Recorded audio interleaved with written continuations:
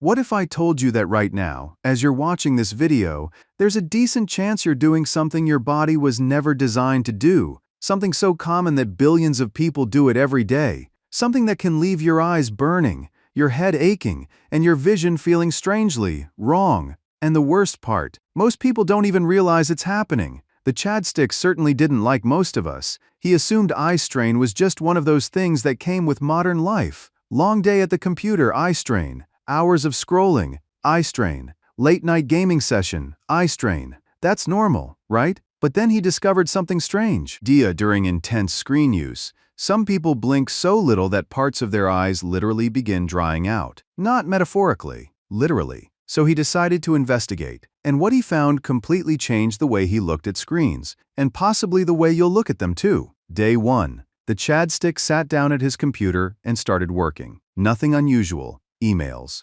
videos, research, the usual. But this time, there was one extra task: count every blink, or rather try to. Because after only a few minutes, he realized something disturbing. He wasn't blinking much at all. Most people assume they blink constantly. In reality, a healthy person blinks somewhere around 15 to 20 times every minute. That might sound like a useless fact. Until you realize what happens during deep focus. Researchers have repeatedly found that when people become intensely focused on screens, reading, gaming, coding, or other visually demanding tasks, blink rates can drop dramatically, sometimes by more than half, sometimes even lower. And suddenly the Chadstick noticed something he had never paid attention to before. Whenever he got completely absorbed in work, his eyes felt dry, not immediately, but gradually, like a windshield slowly losing its wipers. Which raises an obvious question: why does blinking matter so much? After all, it's just a tiny movement, a fraction of a second. What difference could it possibly make? Quite a lot, actually.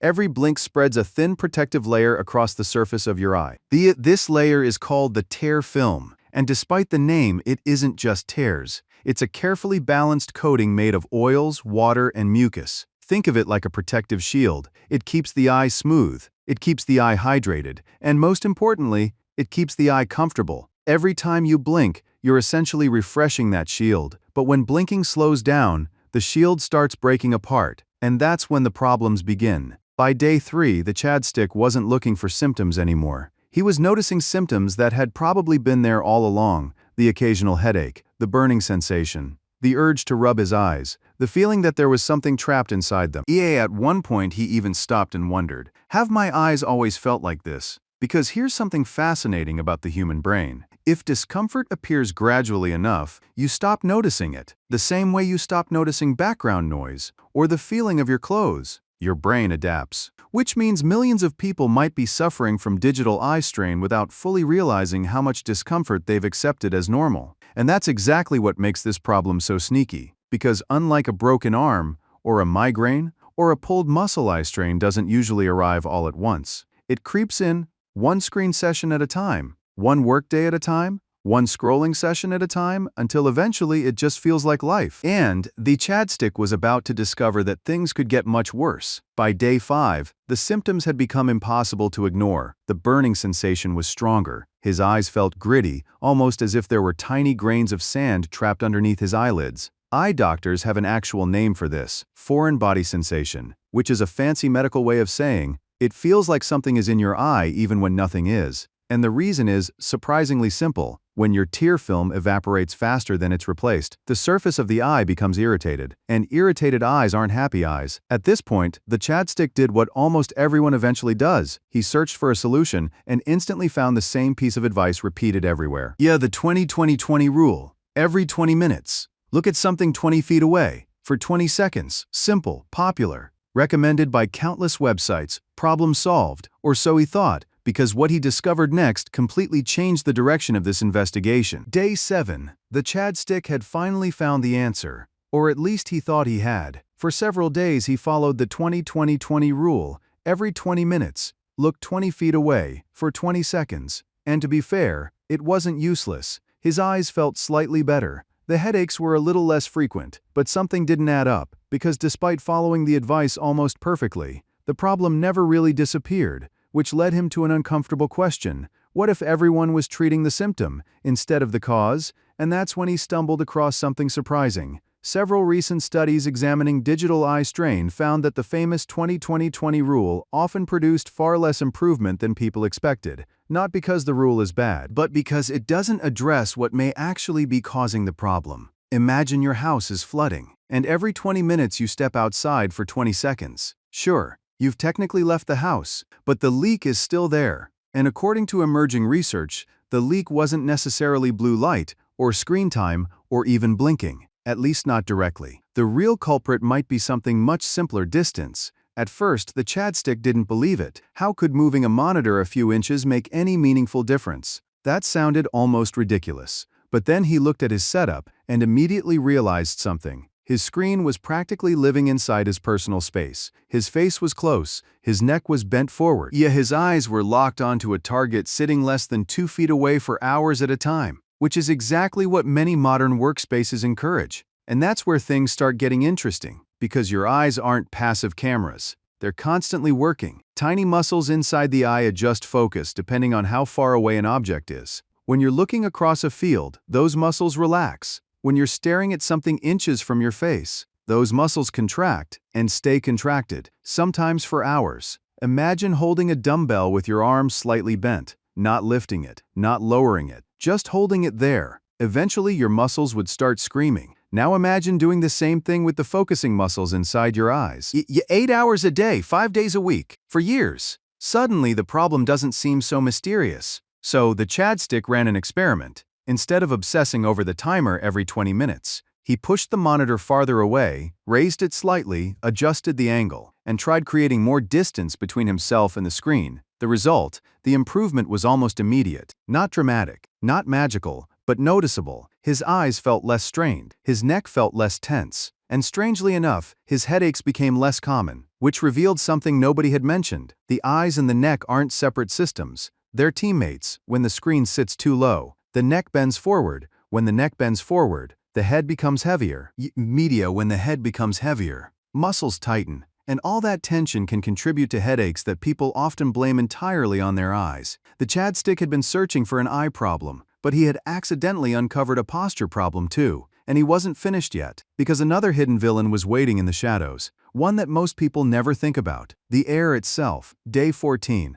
The Chadstick was convinced he had solved the mystery. Then he noticed something weird. Some days his eyes felt significantly worse, even when his screen habits were identical. Same monitor, same work, same hours, different symptoms. That shouldn't have been possible unless another variable was involved. And there was, the environment, specifically humidity. Or rather, the lack of it. Think about where many people spend their days. Air-conditioned offices, climate-controlled bedrooms, heated buildings, sealed rooms with very little fresh airflow, comfortable for humans. Not always great for eyes, because the drier the surrounding air becomes, the faster moisture evaporates from the tear film protecting the eye. Remember that shield we talked about earlier? Now imagine someone slowly turning up the evaporation rate. Even normal blinking starts struggling to keep up, which means the exact same screen session can feel completely different depending on the environment around you. The Chadstick tested this by adding a humidifier near his workspace. And surprisingly, the difference was bigger than expected. Not because it fixed everything, but because it attacked a part of the problem nobody had been paying attention to. For years, people had been blaming screens, when sometimes the room itself was helping create the symptoms. But the most alarming discovery of the entire investigation was still ahead. And unlike dry eyes or headaches, this one had the potential to change the structure of the eye itself. Day 16. Until this point, the Chadstick had been treating digital eye strain as a comfort problem. Dry eyes, headaches, burning, annoying, sure, but not exactly terrifying. Then he came across a question that changed everything. What if screens aren't just making our eyes uncomfortable? What if they're changing them? Because over the last several years, researchers around the world have noticed something alarming. Rates of myopia, also known as nearsightedness, have been climbing rapidly, especially among younger generations. In some populations, the increase has been so dramatic that experts have started describing it as a global public health concern. And then came the lockdowns. Schools moved online, work moved online, entertainment moved online. Entire populations suddenly spent unprecedented amounts of time indoors staring at nearby screens.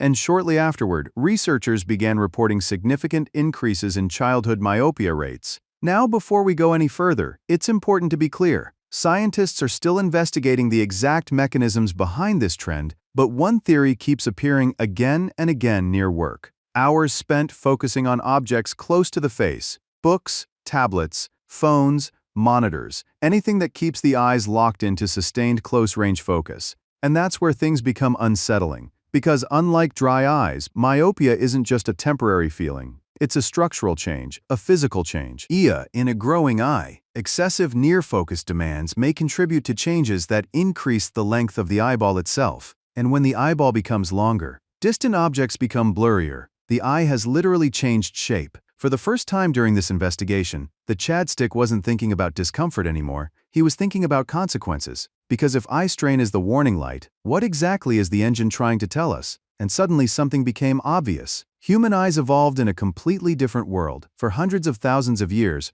our ancestors weren't staring at glowing rectangles. They were scanning landscapes, watching horizons, tracking movement in the distance, looking far more often than they looked near. Imagine you're standing on a hill 10,000 years ago. Your eyes move across forests, rivers, mountains, animals, threats. Everything is distant. Everything encourages visual variety. Now compare that to modern life. Wake up, phone, laptop, monitor, tablet, television, phone again. Many people spend entire days focusing on objects less than 2 feet away, not because they're lazy, not because they're unhealthy, simply because that's what modern life demands. The ChadStick wasn't abusing his eyes. He was using them exactly the way society expected him to, which might be the strangest part of this entire story. The behavior causing the problem is often completely normal. Day 22. At this point, the ChadStick stopped looking for a single solution. Because there wasn't one. The problem wasn't one thing. It was a stack of small things, and that meant the solution would also be a stack. So he combined everything that had shown real promise. The monitor moved farther away,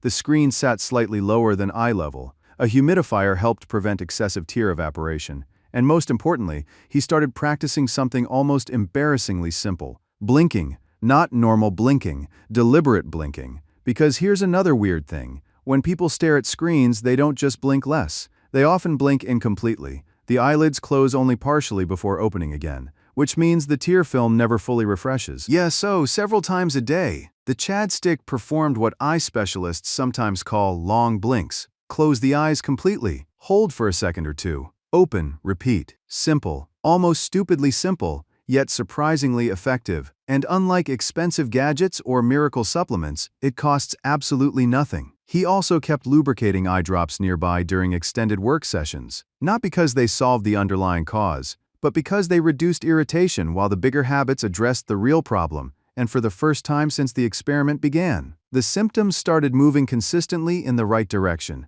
Day 30, 30 days after beginning the investigation, the ChadStick looked back at where he started. The headaches were less frequent. The burning sensation had improved. The constant urge to rub his eyes had mostly disappeared. And perhaps most importantly, he finally understood why. Not because screens are evil, not because blue light is secretly destroying civilization, not because humanity forgot some ancient eye exercise. The answer was far less dramatic, and somehow more important. Digital eye strain isn't usually caused by one catastrophic mistake. It's caused by dozens of tiny stresses accumulating hour after hour. A lower blink rate, poor monitor placement, dry indoor air, constant near focus, long periods without visual variety. None of them seem dangerous individually, but together, they create what feels like a disease of modern life. Which is why the biggest lesson from this entire investigation isn't really about eye strain. It's about adaptation. Because every generation inherits technologies their bodies weren't specifically designed for. Cars, desks, artificial lighting, smartphones, computers, and every time the challenge remains the same. How do we use these tools without allowing them to use us? The ChadStick thought his eyes were failing him. In reality, his eyes were doing exactly what they had evolved to do. They were sending warnings that something about the environment wasn't quite right. The burning, the dryness, the headaches. Those weren't betrayals. They were messages. And maybe that's the strangest thing about the screen disease. It isn't a disease at all. It's the human body reminding us that no matter how advanced our technology becomes, we're still running ancient hardware. And ancient hardware occasionally needs a reminder to look up, to blink, and to see the world beyond the screen before it starts forgetting how.